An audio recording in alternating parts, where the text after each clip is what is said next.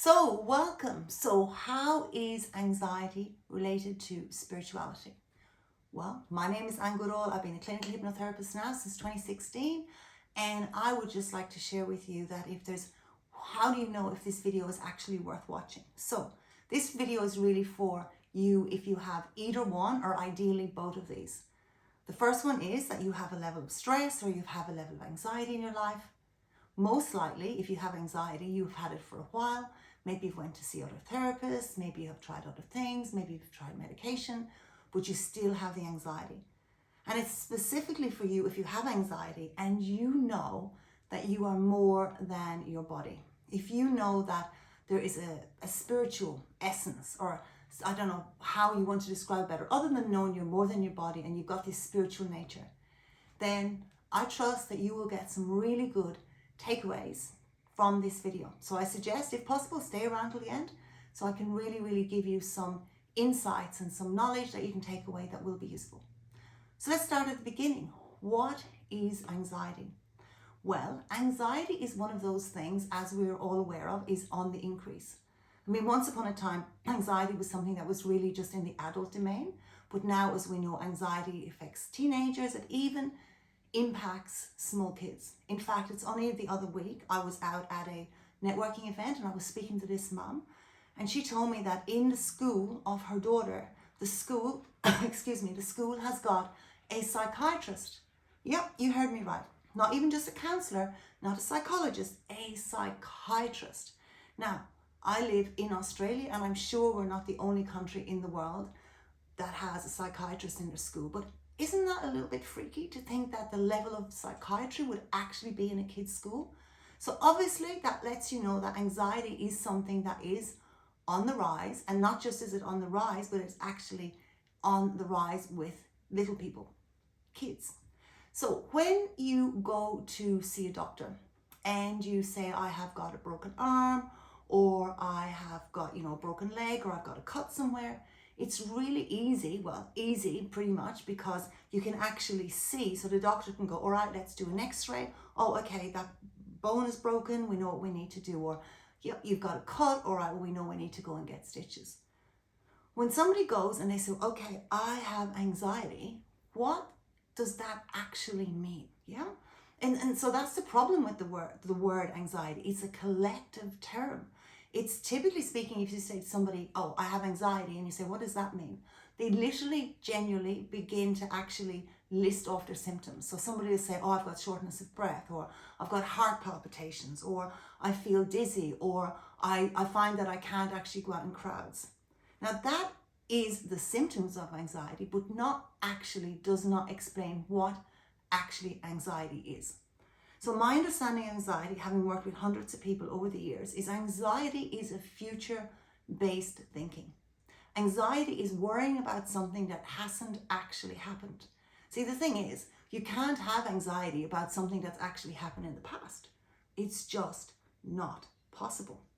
So if you're worrying about something that, either romanticizing about the past or you're reliving the past, that's way more likely to be down the road of depression or depressive symptoms.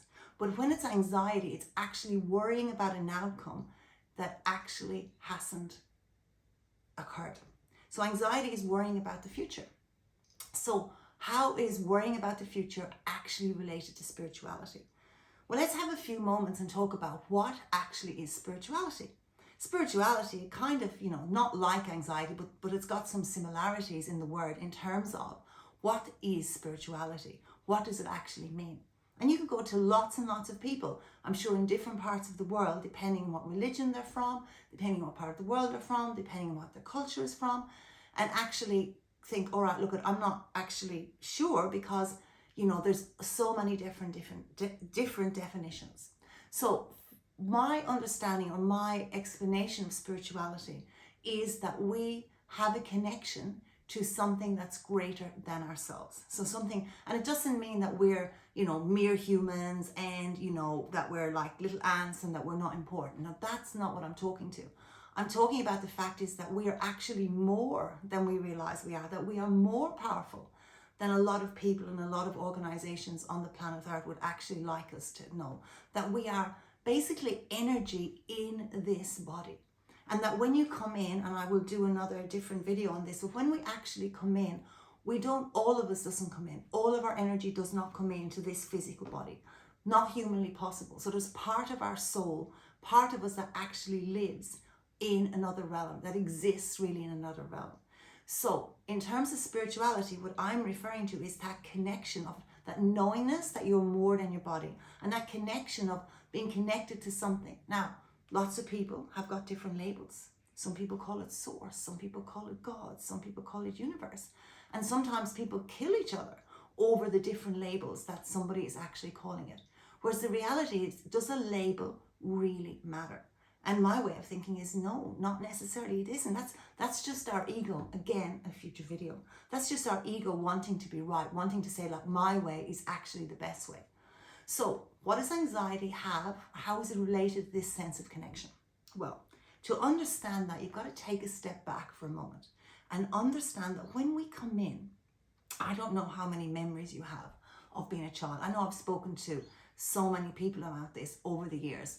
And what I have noticed or realized is that sometimes people have got really vivid, clear memories of things that, don't always make sense in our physical kind of scientific way of thinking.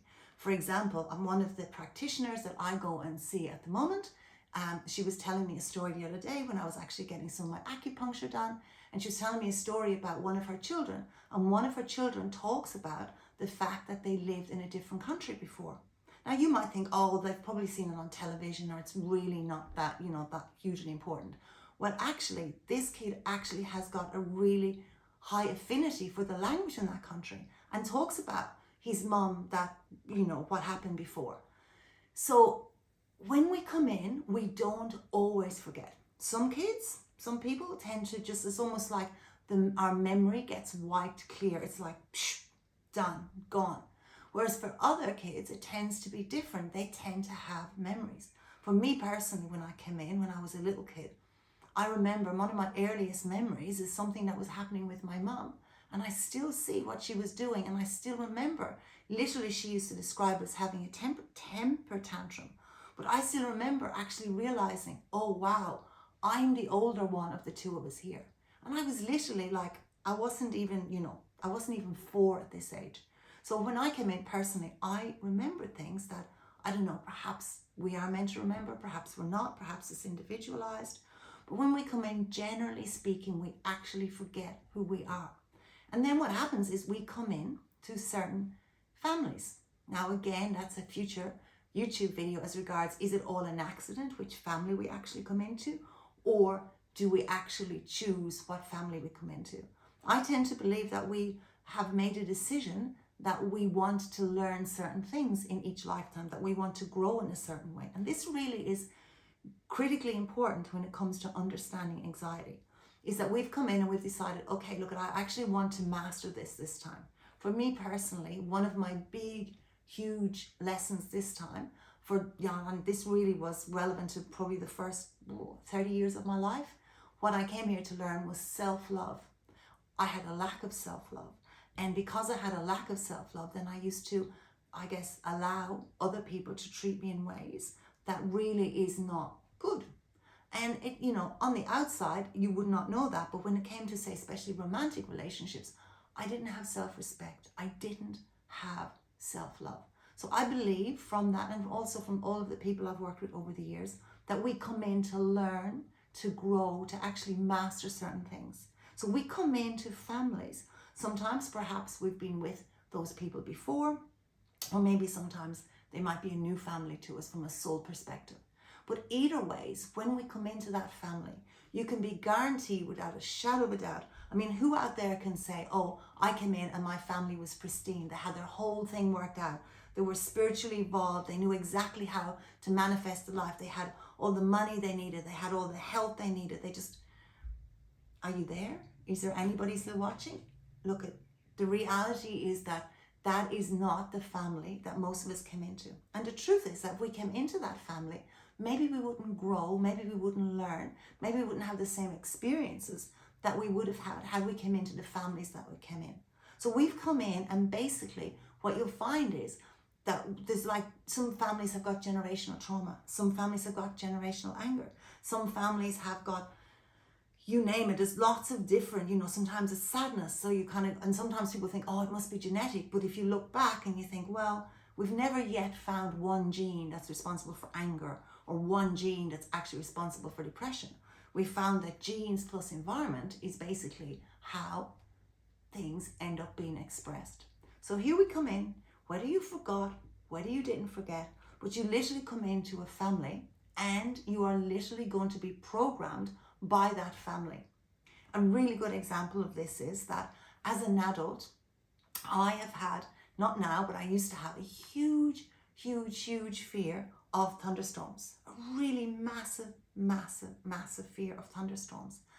And I was thinking, what's that about? Nothing's ever happened. I've never had an accident, nothing. And then when I did some hypnosis and I did some regression work, I have this memory of being underneath the table, in Ireland, the kitchen table, which was the center of the kitchen, underneath the table with my mom. It's like this, there's a big, huge storm outside, and this is literally what it was like. And I'd completely forgotten about that. But what I realized as an adult is that as a little kid, I was programmed to actually be scared of storms. And, I didn't kind of think too much of it. I was just always wary. And then as I had kids myself and I had some anxiety back in the past, what ended up happening was that basically I ended up bringing this almost phobia around storms. It was just a program. Now, think about this. How many programs, how many unconscious processes, Sometimes I had a client recently and they said to me, I really, I don't want things to come easy to me. I feel like I would feel guilty. I feel like I should work hard for everything. What a program to actually have, and what a program to literally have that programmed in when you're a little kid. And then before you know it, we're literally so mastered by our unconscious programs. So going back, yes, anxiety, it's fear of the future. It's caused by these unconscious programs, unconscious processes that we have been programmed by our family. And then when we come in and we actually forget who we are literally, it almost feels like lost in the desert, Then it's almost, some people call it the dark night of the soul, where you actually get to a stage where it's like you're worried about the future because you have forgotten who you truly are. You've forgotten that you are way more powerful than you would give yourself credit for. You've forgotten that you're connected, that you're not here alone, that there's a part of you that you can connect into in higher consciousness. You've forgotten potentially that you come here and that you've got guides and you've got the ability. The deal seems to be is that they cannot interfere unless we ask for help. If you think of Esther Hicks' amazing book, Ask and It's Given. It didn't say, it's given without, it's given without asking. That is not the name of Abraham's work done by Esther and Jerry Hicks. It's ask and it's given. And so this really comes about being able to ask. And it's about understanding anxiety at its core is worrying about the future. Anxiety and who we are is largely a group of programs that we have happened, that we've been programmed, but by the time basically up until the age of about 7. And largely we live our lives based on those programs. So when you're an adult and you think about maybe the economy is not as good as you'd like it to be, or a relationship that is bring challenges. Again, a future YouTube video talking about really relationship challenges are really related to soul contracts that we have agreed with those souls before we actually came in. So this whole kind of wagging the finger, and I'm not saying that people don't do things that really is, not nice to other humans. I'm not crazy, of course people do. But it's also really good to sometimes, in fact always if possible, take this drone view of your life, take this bird's eye view of your life, understand that you are a soul that came in here into this body, and that you have support, that you have connection. And really it's about getting in touch with those programs, reprogramming your unconscious and being connected and understanding that you have the power and you have the ability to create your life. So that's basically how anxiety and spirituality are connected. Anxiety is just a set of symptoms and worrying about the future because in that moment you are forgetting that you're protected. You're forgetting that you have got, you know, a team that actually came in with you. You're not realizing that a lot of how your life is turning out is just to do with the programs that you got when you were a kid. And that those programs, although they've been there for a long time, are absolutely reprogrammable. So look, I would love to hear from you. I would love to hear your comments on this video. I would love for you to let me know what else that you would like me to actually share. I'm really excited. I've been planning for a long time to do YouTube videos. I've been doing some, but not really, you know, not like every day, or not kind of purposeful. I've been doing some to do with my online program, which is Awaken Beyond Anxiety. But now I want to share this knowledge because, you know, my purpose, I'm very fortunate after years of searching for, you know, that purpose. My purpose is to help people who have decided to awaken spiritually this time, to basically navigate the journey, you know, to basically be able to get out, to teach them, to give them the tools so as they can actually ascend, so as they can actually evolve consciously, so they can move to 5D consciousness, or whatever way you want to describe it, onto a timeline, onto a way of creating your life that works for you. So much appreciation for watching the video. I am truly, truly, truly grateful that you have. Love to hear your comments, and I look forward to sharing more. See you on my next video.